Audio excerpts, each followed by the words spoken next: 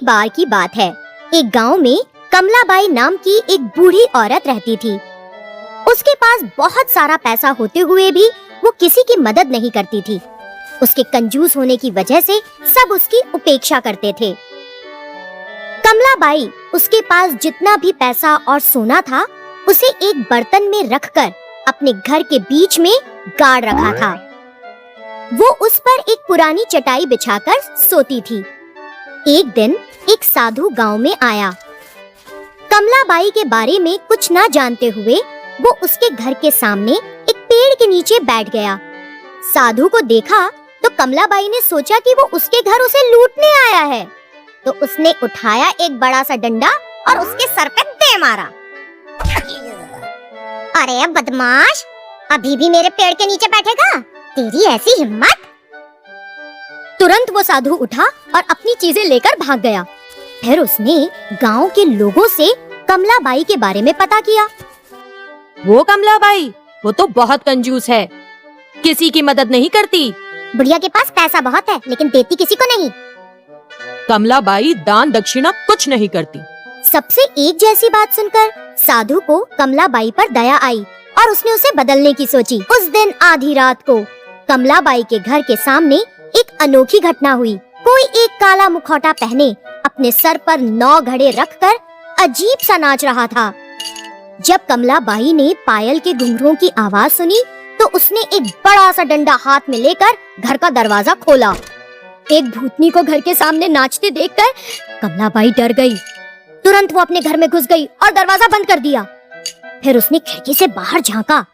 भूत के सर पर 9 घड़े थे और सबसे ऊपर के घड़े में आग जल रही थी। कुछ देर नाचने के बाद भूत ने सबसे ऊपर वाले घड़े को दिए के साथ जमीन पे फेंक दिया और बचे हुए 8 घड़ों के साथ गायब हो गया। जब कमलाबाई बाहर आई तो उसे घड़े के टुकड़ों के अलावा और कुछ नहीं मिला। तब कमलाबाई डर गई। मेरे घर में भूत आया था, मेरी मदद करो, मेरी मदद करो। क्योंकि कमलाबाई को कोई पसंद नहीं करता था, किसी ने उसके चिल्लाने की फिक्र नहीं की। एक भूत मेरे घर के आगे नाच रहा था, इसका क्या मतलब हो सकता है? मुझे बहुत डर लग रहा है। लेकिन किसी ने उसकी बातों पर ध्यान नहीं दिया, बल्कि उसकी तरफ देखा भी नहीं। रात में कमलाबाई घर के अंदर एक बड़ा सा डंडा पकड़कर खड़ी हो गई। आधी रात होते ही उसने फिर से घुंघरूओं की आवाज सुनी। जब उसने खिड़की से बाहर झांककर देखा तो उसे भूत के सर पर 8 घड़े दिखे। 8वें घड़े में आग जल रही थी। कुछ समय नाचने के बाद भूतनी ने सबसे ऊपर का घड़ा फेंक दिया और बचे 7 घड़ों के साथ गायब हो गई। हर दिन भूतनी आधी रात आती, कुछ देर नाचती रहती और फिर सबसे ऊपर का घड़ा तोड़कर बाकी घड़ों के साथ गायब हो जाती। ऐसा रोज रोज जब होने लगा तो कमलाबाई डर गई और इससे छुटकारा पाने के लिए जादूगर भैरव के पास गई। हर रात एक भूत आकर मेरे घर के सामने नाच रहा है, मुझे उससे बचाइए। तुम जैसी कंजूस औरत की मदद कभी नहीं। भूतनी की नाच से मैं बहुत परेशान हूँ, आप ही मदद करें। क्या तुम किसी की मदद करती हो? तुम्हारी मदद कौन करेगा? उसने अपने घर के सामने चौराहे पर पेड़ के नीचे उसी साधु को देखा। वो तुरंत उसके पास गई और कहा, साधु महाराज, जब आप मेरे घर के सामने बैठकर ध्यान कर रहे थे तो मैंने चोर है समझकर आपको बहुत पीटा, मुझे माफ कर दीजिए। साधु मुस्कुराया और बोला, कोई बात नहीं, अब तुम क्या चाहती हो? साधु महाराज, हर दिन एक भूतनी आधी रात अपने सर पर घड़े रखकर मेरे घर के सामने नाचती है। वो हर दिन एक घड़ा फोड़ रही है। फिलहाल उसके सर पर 5 घड़े हैं। इसकी वजह न जानकर मैं पागल सी हो रही हूँ। आपको मुझे उस भूत से बचाना होगा। साधु ने सोचा और नहीं में सर हिलाने लगा। कोई उपाय नहीं कमलाबाई, तुम्हारे आखिरी दिन आ गए हैं। ऐसा इसलिए क्योंकि भूतों का सरदार उन्हें छोड़कर कहीं चला गया है।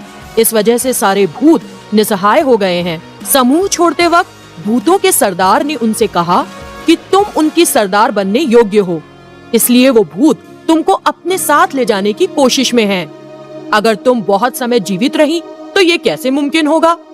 इसीलिए वो अलग अलग तरीकों से तुम्हें ले जाने का प्रयास कर रहे हैं।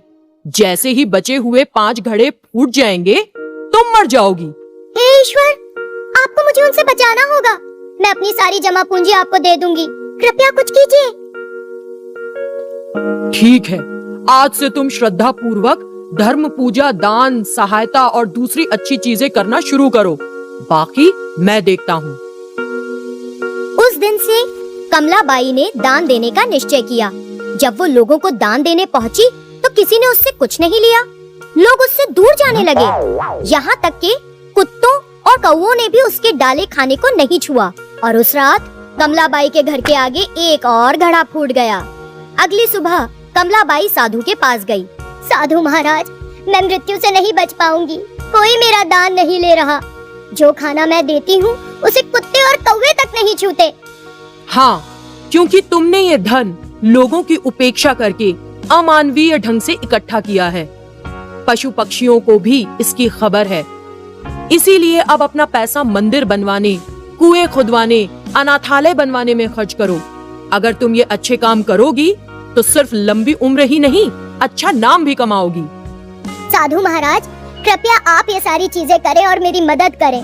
अगर मैं करूंगी तो कोई स्वीकार नहीं करेगा। फिर कमलाबाई ने अपना सारा पैसा उस साधु को दे दिया। उस पैसे से साधु ने कई अच्छे काम किए। तब से कमलाबाई को न सिर्फ भूतों से छुटकारा मिल गया, बल्कि उसका अच्छा नाम भी हो गया। तो बच्चों, हमें इस कहानी से क्या शिक्षा मिलती है? यही कि जिंदगी जीना दूसरों की मदद करना है। हाय बच्चों, आपको हमारा वीडियो पसंद आया? और ज्यादा वीडियोस के लिए सब्सक्राइब कीजिए।